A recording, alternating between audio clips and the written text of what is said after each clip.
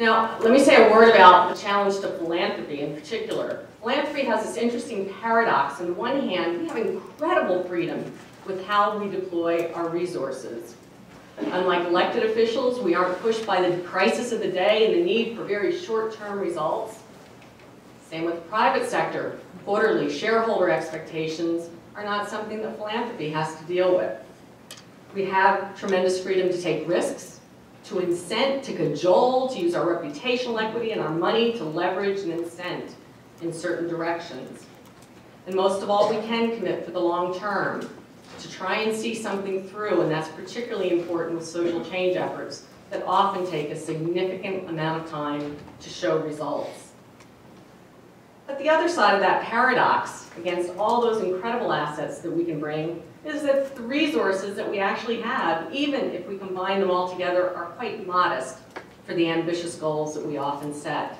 Again, especially if we are trying to do systems change work and promote changes in public policy. So for philanthropy, but I think for all of us, it's really important to think about how do we maximize the impact of those limited resources for public benefit? How do we chart our course amidst what we are living now, tremendous economic change and disruption, major demographic shifts here in Minnesota, and glaring and growing disparities? So charting a course kind of begs a little lapse to a different topic, which is sailing.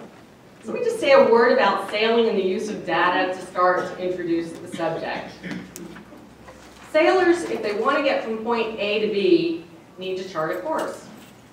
Now, you need to use a lot of data to do that. Navigation charts, you need to look at tidal charts, you need to know the terrain or the waters in which you're navigating.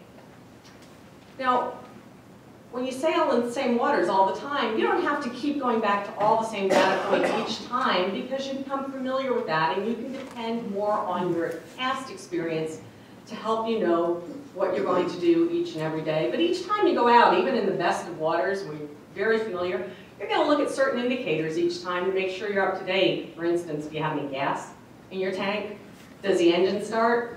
Does your radio work? And is there any bad weather on the horizon? But when you go into unfamiliar waters, you really have to go back to navigation charts to understand where the hazards are, where the water is going to get shallow, and look at a number of data points. You can't depend on your own experience because it's by nature limited and parochial. And if you go with untested assumptions, you will do as I have been known to do, run aground. You can put your equipment and your crew in serious danger in the worst case. That actually is a parallel, I think, to a lot of what we see in social change. When we're in familiar territory, we still want to keep looking at indicators from time to time, but we can depend at least in part on what we already know.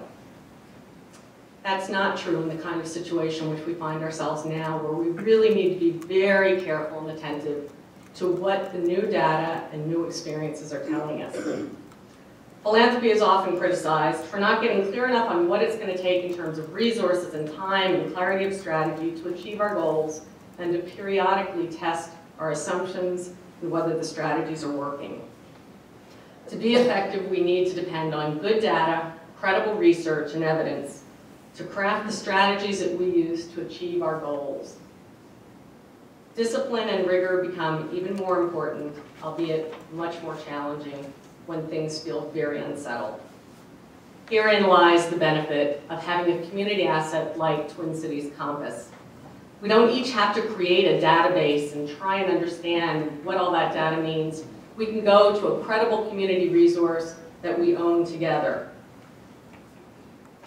That's what Compass provides. It's data, it's indicators, it's trends watch, and it's links to in-depth research that help us analyze and understand how to move from the know to the do in what we're about.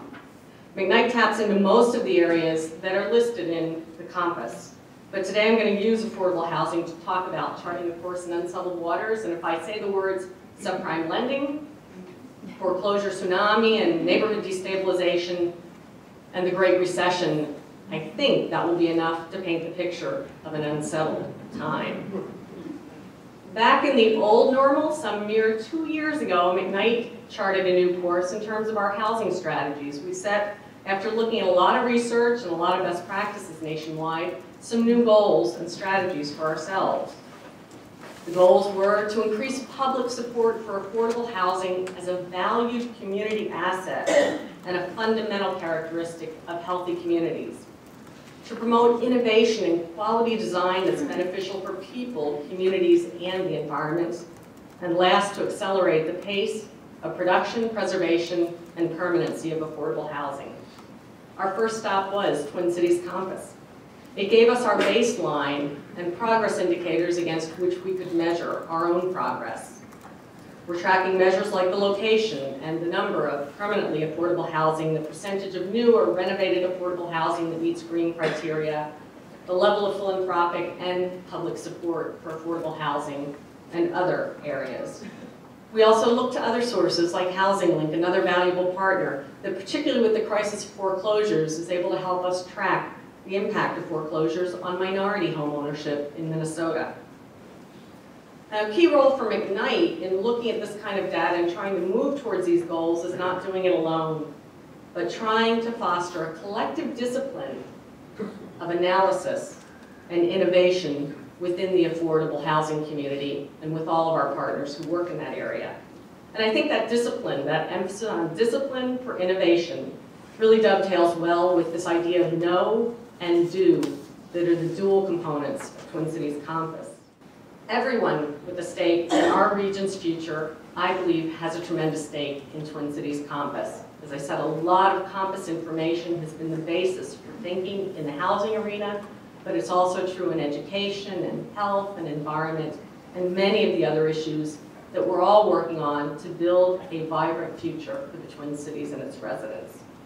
To chart effective strategies, particularly in these uncertain times, we need to think very carefully about our goals and our strategies and how we deploy our ever more precious resources.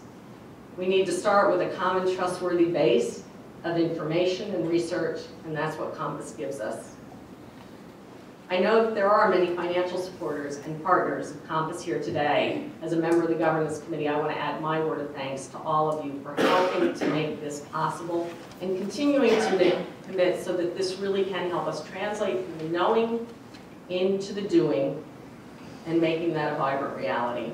The exceptional leadership and staff of Twin Cities Compass should also receive our appreciation today. They've created an invaluable resource for average citizens, which are all of us, but also for civic leaders, which are many of you, for elected leaders who are also here, for those of us in the nonprofit and the philanthropy world. We can all work together using this shared resource to chart a course that will not only recoup many of the losses of this crisis, but actually position us to create a new normal, which will probably be one of continued uncertainty and instability beyond what we've known in the past, but to chart a strategy which will help us meet goals for all of our residents and help us address and adapt to the incredible changes in our economy and demographics, and to be at the forefront of that movement. So thank you for all that all of you are doing to work with Compass.